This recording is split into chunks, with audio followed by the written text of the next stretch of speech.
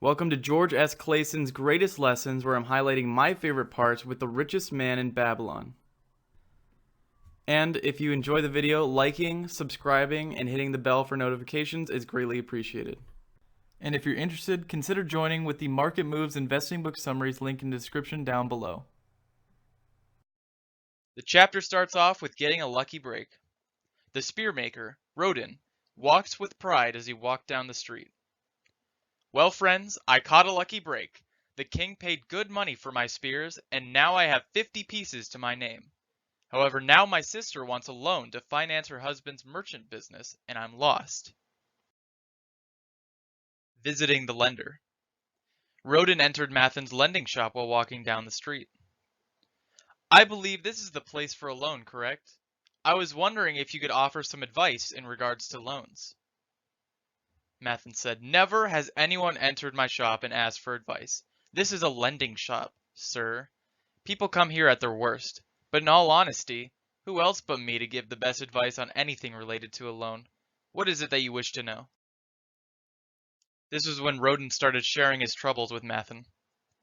I have troubles with the king's gift. He gave me so much more money than I am used to having. Now my sister wants a loan so I might finance her husband's dreams of becoming a merchant. I seek advice on how to lend money to my sister.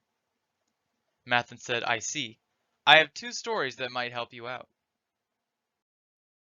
The first story is with the farmer.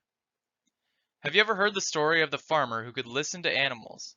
It's important to know that borrowing and lending means more than simply handing gold over to another person. One evening, the farmer heard the ox talking to the mule. No matter what day, nor how hot I pull for the farmer, you live the life of leisure, while my legs remain tired. To which the mule said, Good friend, you raise some good points, so I'll give you some advice. When the slave comes to get you tomorrow, simply flop on the ground, appear to be sick, and make it so you do not have to work tomorrow. The ox took his advice. As such, the ox followed the mule's advice, and the farmer told the slave to hitch the mule up instead because the work still needed to be done. The ox said, Thank you, friend. I followed your advice, and I was able to relax. The mule said, Yes, at my expense, you lazy creature. I hope you act sick again tomorrow so the farmer tells you to be cut up for being useless. The farmer then noticed that the two ended their friendship and never talked again. Rodin said, That was a funny tale, but I simply don't see the moral of it. Mathon said, The moral is so simple it might be hard to see. The point of it all was, if you're going to help a friend's burden, then don't take on the burden for yourself. Rodin said, I get it now, but don't you lend money to help other people's burdens? Don't they pay you back eventually? Mathon said, If they have the capacity to pay you back, then yes. It is the wisdom and judgment of the loaner to determine if they truly deserve my loan in the first place. I will not pick up their burden. Additionally, I hold something of value until they pay it back. Rodin said, Something of value? Aren't they getting a loan to obtain value? Mathon said, Yes, this is what makes it the safest loans. When they are incapable of making payments back, I can sell their loaned possessions as payment instead. Those who make regular payments receive no misfortunes. What about the second story? Yes, the first was to not take burdens. I suggest you hold something of value to ensure the safety of your loan with them. The second has to do with their purpose.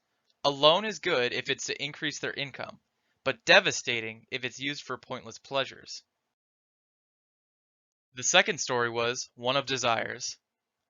There was a man who came in to appease a woman, and as such he wanted to borrow gold to impress her.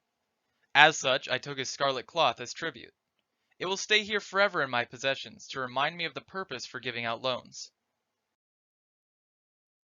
The long story short, the woman took his gifts but never accepted him as a lover. His sadness made him stop working and refused to pay back the initial loan. However, on the other hand, there's the story of another farmer who needed a loan. In this case, he needed money to help his crops grow. When the season came, he was able to pay me back because the loan's purpose was to increase his income. These two stories lead into Mathon's last words of advice, because Rodin was still confused. So should I lend my sister some money to help her husband or not? Mathon said, what knowledge does he have in the trade? Does he know where to buy at low costs and can tell what is a fair deal? Can he say yes to these questions? How likely will this increase his income? Roden said, he has worked with me all these years making spears. He has no experience in trade as far as I know. The chance to increase his income is low. Mathon said, I feel that it would be unwise to take his burden. It is easy to lend money to people, but it is hard to get those payments back. Better a little caution than a great regret.